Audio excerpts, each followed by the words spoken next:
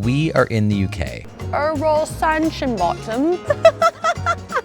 So we got a little carried away, but it's hard not to get caught up in London's charm. I mean, come on, you're surrounded by the likes of Big Ben, Buckingham Palace, Westminster Abbey, and the London Eye. Literally every building is beautiful. The pubs, they're amazing. I feel very sophisticated. In fact, we found the Oldest still running pub in London. and the food is not boring. It's properly delicious.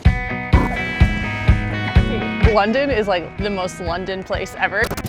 10 Downing Street is right behind me. They have the whole street blocked off. It's like the White House of the UK. It's where the Prime Minister lives and works right there. And you see it on TV all the time, but it's blocked off. Definitely raining already. Hi, bud. Hi, Goose. Honk, honk. We're in St. James Park, heading to Buckingham Palace for what we can hear is the changing of the guard. Right now, since it's not peak season, it only happens 3 times. I think in peak season, it happens every single day. But with some very friendly animals that are approaching us. Okay, the changing of the guard ceremony is like super complex and there's so many different parts to it. So there go some of the guards. Okay, we finally made it to the mall. We passed the street on the way here. This is gonna sound really stupid to say, but Buckingham Palace isn't as big as I was expecting. I'd like to amend my statement from earlier. Just imagining that there was a person standing on the balcony and as we get closer, is very large. We walked for like a minute and now it's big. I think that, you know, sometimes things are just larger than life. Yeah. I mean, especially when you have expectations. Okay, I think we can go over there. I wanna see the bearskin hats. Yeah, this is definitely where to be.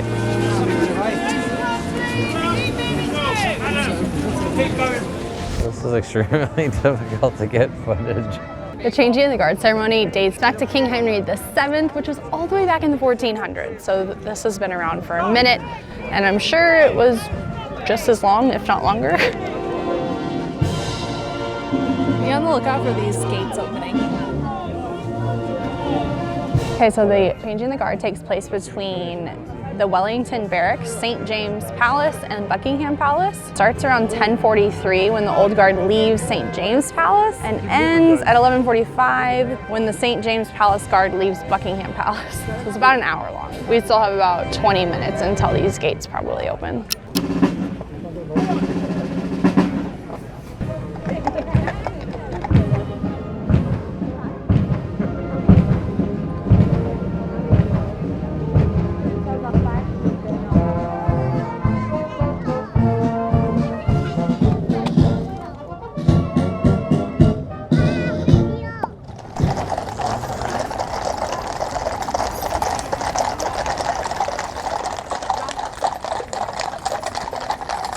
Wasn't that like the easiest thing to view? You gotta get here earlier, and I think you kind of have to like wedge yourself against the fence so you can get those shots without the actual fence in it. But once you get it, people definitely do not leave, and I don't blame them. But glad we did it. Now we're for sure going back to the hotel because I think it's gonna rain for a little bit.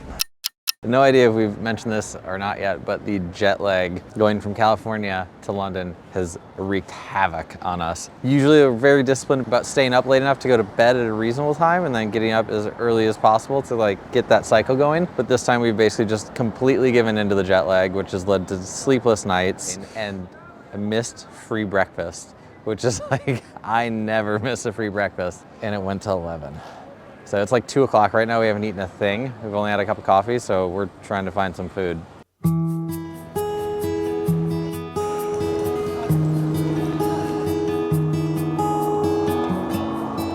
Westminster Abbey, this is like the world's most famous church. I don't know if that's true, it just feels like it to me, but it's England's most important church. This is where all the coronations of the kings and queens have happened since 1066. It's almost 1,000 years. That's crazy. This is also where William and Kate got married. I literally watched that live at school because it was such a big deal when it happened. And there are 3,300 people buried here of significant importance, including Charles Dickens. I've only read one of his books, so sorry, Charles. Okay. Did you just look up at the sky and say, sorry, Charles? I wasn't looking at it. You guys aren't that close, okay? I wasn't. I was just looking off camera. Sorry, Charles. Hello. My name is Earl. Earl. Earl Sanchinbottom. That's a pretty good name. All right, let's go. One of the kind of unique things about walking around London is every once in a while you just start to feel the ground shake. Kind of makes you think an earthquake's happening, but it's actually just the tube. Happened to us also last night at this wine bar that we went to called Gordon's Wine Bar. Super cool and recommended to me by a guy named Jack that I met in the Santa Ana airport before we left. So there's like a 0.00% chance that Jack's watching this video. So thank you, Jack. That was a really cool one and definitely a must-see if you're in London. Literally every building is beautiful. I was just thinking that. Where do you think that's coming from? The boiler room. The boiler room. Hi. Do you want to get a takeaway and go sit at the park? Okay, sure. Official time, 2:43, first meal of the day. Okay, we went to this cute little like English Italian deli place. It was really busy in there, which is always a good sign. I got a rustica chicken sandwich on like this baguette. I'm so hungry. Super simple, marinated chicken, cheese, lettuce, tomato, really good. I got the slow cooked pork. Ooh, there it is. A little shredded parm on there. That looks bombsies. And then mustard and mayo. I'm sure it'll be amazing. Oh, delicious. The bread is so crispy on the outside, pork very tender, and it tastes like it has like a sweet onion to it. It's wonderful. Very, very good sandwich. You want some? You want some, Pidge?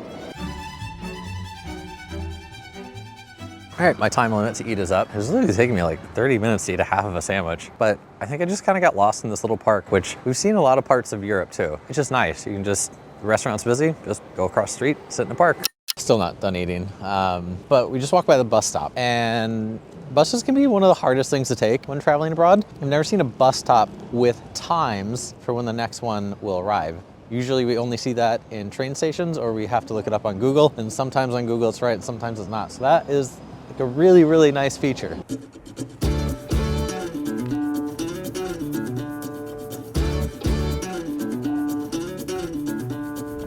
This is the House of Parliament, also known as the Palace of Westminster. It was originally built in the 1000s as a palace for the royal family, but in like the 1500s, there was a fire that burned down the royal apartments, and it was turned into the parliamentary meeting house area building. Look at all these pretty plants. Look at that. That's like a little like peacock bloom back there. And this has pretty like gold olive colors. Okay, the last time I was in London, which was when I was studying abroad in college, Big Ben was under construction.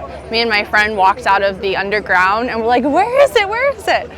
Oh, it's that giant scaffolding thing. It's really sad. But now it is in its bright and shining beauty. But I do have some fun facts about Big Ben. Technically, Big Ben is just the bell, and it's in Elizabeth Tower. It's 320 feet tall and it was built in 1858. And, cool part, it's wound by hand 3 times per week to make sure it's like accurate. And during World War I and World War II, Big Ben was completely silent to not help the enemies spot Buckingham Palace. So taking pictures with the telephone booth is very popular, but this one in particular that is behind us also has Big Ben in it. So there's literally always a queue no matter what time of day that you come.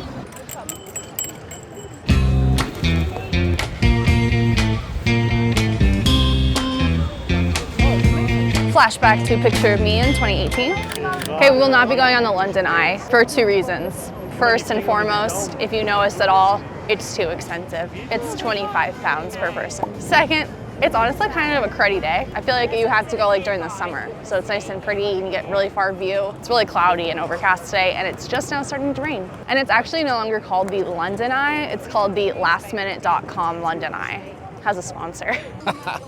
It was the tallest Ferris wheel in the world, but now the tallest one is in Vegas. So just as an extra layer of precaution, so you don't get hit by a vehicle while in London, because there's a lot of traffic, they put these look left or look right signs on the street so you can cross more safely. And you can kind of tell those of us who are from the US because we always look left or right no matter what it says. The batteries are probably dead. Okay, it's getting less quiet now. Lots of jamming out come pub time.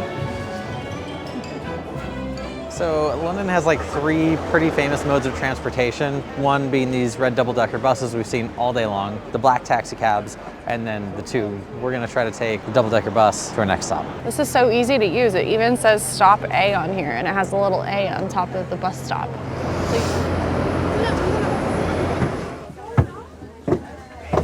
It's okay if I sit. Thank you. I feel like you have to take the second floor on these things. With the window seats, very hot commodity.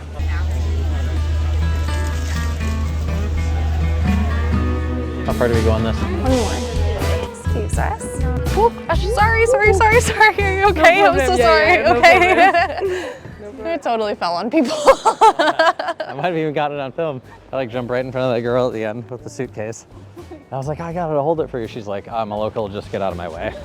There's a lot of people down there. I know, and people were like sitting on the stairs and I had to like squeeze by.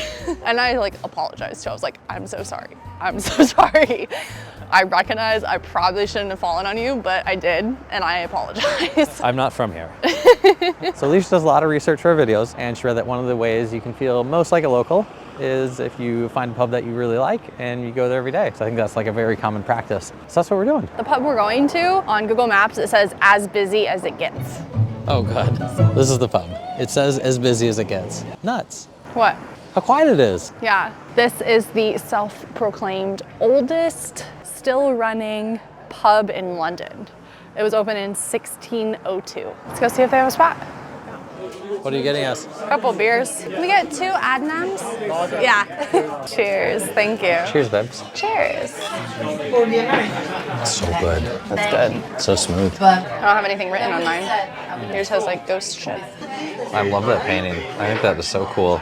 I feel very sophisticated having a beer here. This is a very nice bar.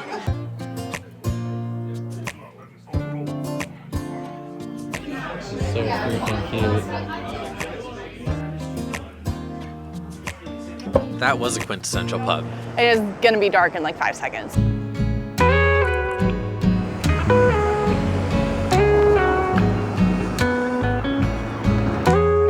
One thing we wish we would have known before we came to London is how big the theater scene was.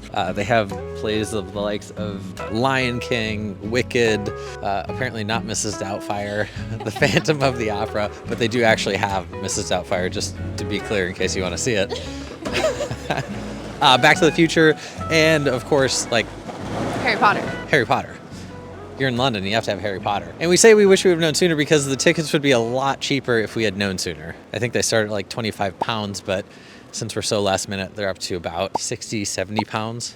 So a little out of reach, especially with Harry Potter because it's 2 plays back to back and you have to pay for each one individually. But future thought. We always say we'll be back, but I do really feel like we'll be back to London one day to do that.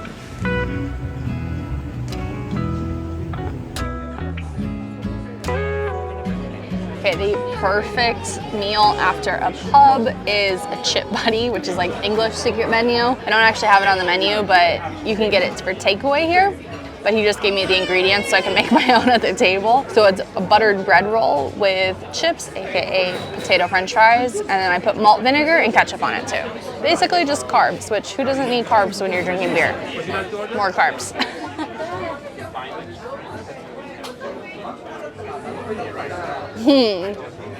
Bread and potatoes, those are like my 2 favorite things. What, let's try? Oh my god, that is so good.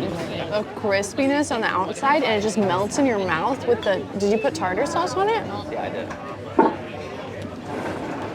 Very good. Amazing. It says building to let and someone put an I in there so it says building toilet. Hopefully the shot is focused because I didn't check. I am talking to the camera, but I don't have a microphone, so I need to adjust audio to get this in the zone. I want one of these in our entryway one day. This is where we are right now. And this is where we came from.